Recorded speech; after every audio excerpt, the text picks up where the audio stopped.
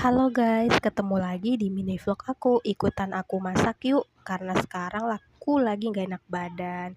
Aku pingin masak yang pedas-pedas dan berkuah gitu.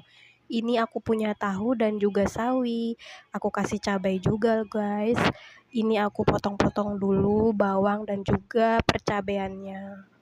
Aku kalau lagi nggak enak badan, biasanya masak yang berkuah dan agak pedas gitu guys. Ini aku tumis semua bahan-bahannya jadi satu. Dan aku masukkan juga tahu serta sawinya loh guys. Maaf ya kalau dapur aku ini sederhana sekali. Ini dia udah aku campur semuanya, sawi dan juga tahu serta bawang dan cabenya. Berkuah ya guys ya. Ini dia hasilnya. Oke, sekian dulu ya mini vlog aku hari ini. See you, bye bye.